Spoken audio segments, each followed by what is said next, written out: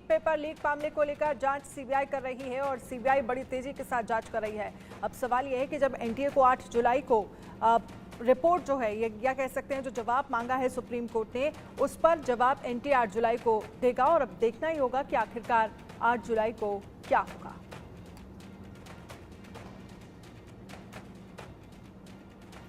तो आपको बता दें कि किस तरह से देश भर में छापेमारी हो रही है, आरोपियों की गिरफ्तारी हो रही है, रोज नए नए खुलासे हो रहे हैं। नीट का पेपर लीक हुआ है, ये बात साफ हो चुकी है। सीबीआई सॉल्वरों का पूरा नेटवर्क खंगालने में जुटी है। ऐसे में 8 जुलाई की तारीख काफी अहम हो जाती है। 8 जुलाई को सुप्रीम कोर्ट नीट मामले में सुनवाई करने वाला है। नीट यूजी की परीक्षा में हुई धांधलेबाजी से जुड़ी तमाम याचिकाओं को सुप्रीम कोर्ट ने एक साथ कर दिया है। राज्यों के हाई कोर्ट में जो भी सुनवाई हो रही थी, उन्हें सुप्रीम कोर्ट ट्रांसफर कर दिया गया है। जो भी गंभीर आरोप एनटीए पर लगे हैं, उन पर सुप्रीम कोर्ट ने जवाब मांगा है। सीबीआई की रिपोर्ट भी सुप्रीम कोर्ट के सामने।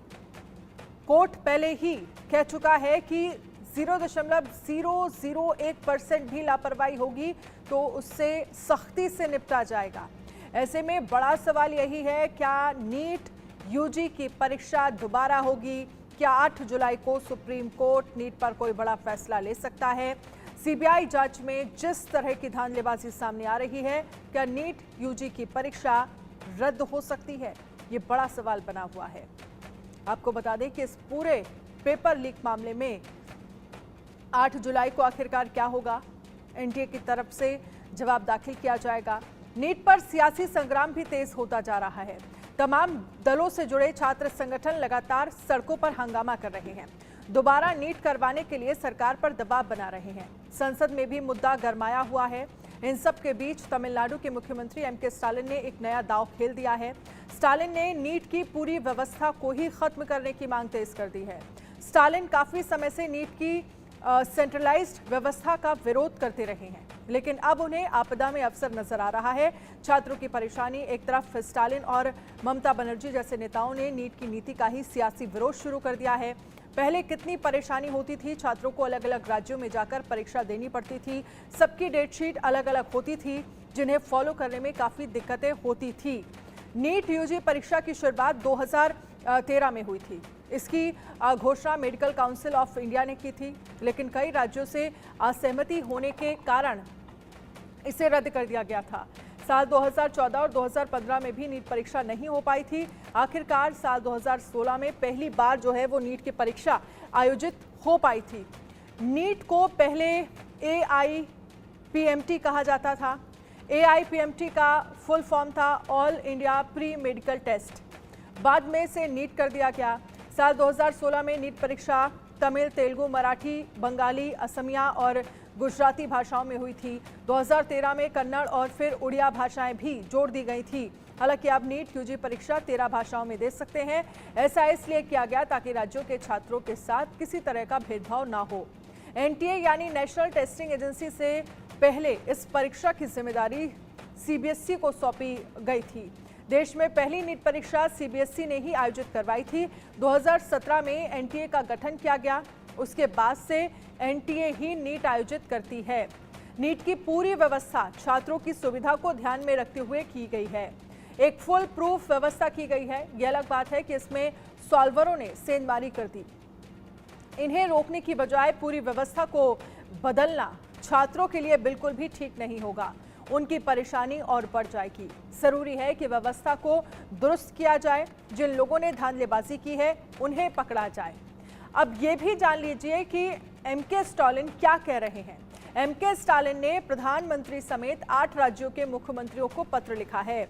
उन्होंने राहुल गांधी को भी पत्र लिखा है। वो प्रदेश को नीट से छूट की मांग कर रहे हैं। साथ ही वो ये भी कह रहे हैं कि 12वीं की परीक्षा के नंबर्स के आधार पर ही छात्रों को मेडिकल में प्रवेश की अनुमति दी जाए।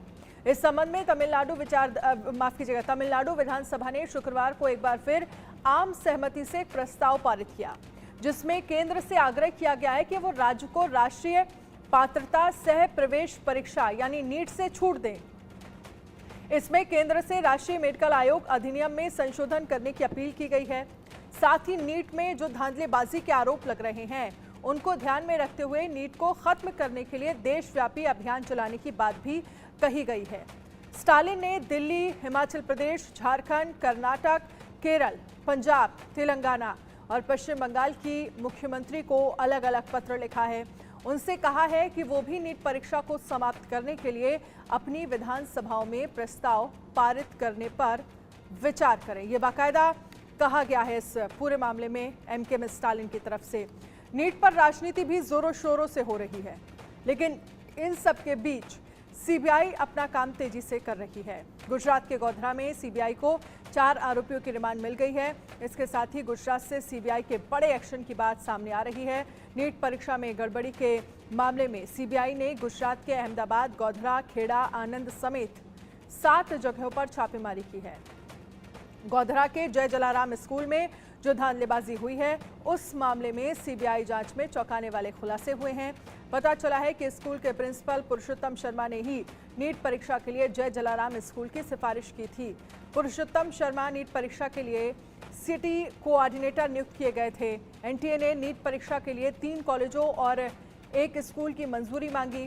पुरुषोत्तम शर्मा ने जिस तरह से अपने पसंद के सेंटर को अहमियत दी, वो संदेह पैदा करने वाला है। सीबीआई इसके तह में जाने की कोशिश कर रही है।